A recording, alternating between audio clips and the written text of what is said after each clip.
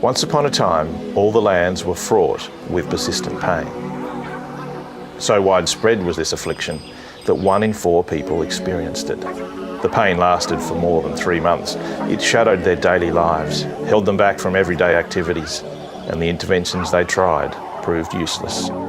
Hey, pain, go away, we've tried it all, but still you stay. Moving less, taking pills, knives and needles, and still we're sore. We can't take no more, no more. But the pain remains like a loyal companion. The people's hopes faded, and they became resigned to living with the pain. Only now the pain was a beast. Then along came a group of researchers, of which I am one. Back off, big fella. I'm Professor Lorimer Mosley, and I'm a pain scientist. Pain scientists are starting to think differently about pain and its causes, and we're making exciting discoveries, like how the way you think about your pain can change the way it feels. Over the next few minutes, I'll help you to understand your pain.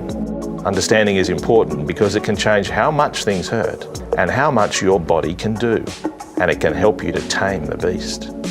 First, trust me about this. Pain is not an accurate measure of tissue health. Pain is a protector. By making unpleasant feelings, your brain changes your behaviour so you can avoid injury or your tissues can heal.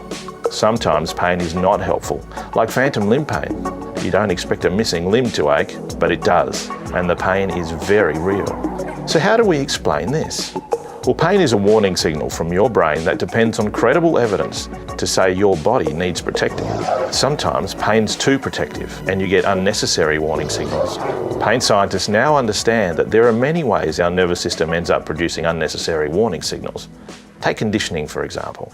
You think of Pavlov's dog. Every time food was offered, Pavlov rang a bell. Of course, the dog would salivate seeing the food. This went on for a while. Eventually, the dog was conditioned to salivate for the bell alone. Well, conditioning is just one of the ways your body learns pain. And the longer your nervous system produces pain, the better it gets at producing it. Your body learns pain. So what feeds this beast? Well, let's look at how pain works.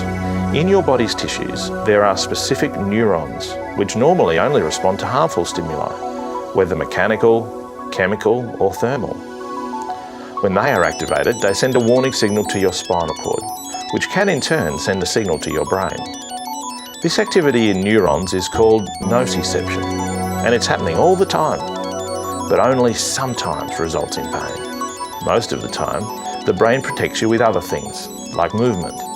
Once the warning signal reaches the brain makes sense of it based on the information arriving and a vast amount of information already stored. If there's good reason to think protection is required, then your brain makes pain. One of our amazing discoveries is that you can have pain without any physical stimuli. Thoughts and places might activate the warning signals, and the pain feels exactly the same.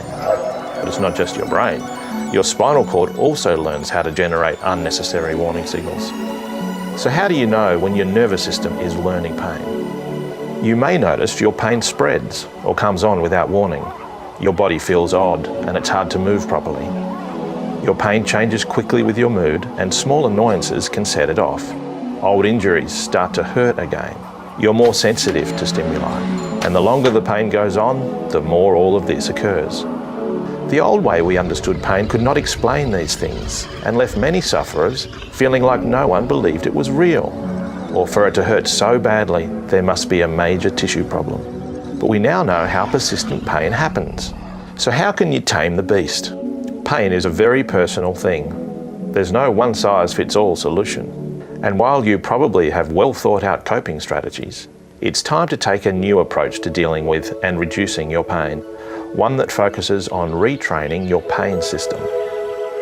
This might mean testing yourself physically and moving more than you normally would.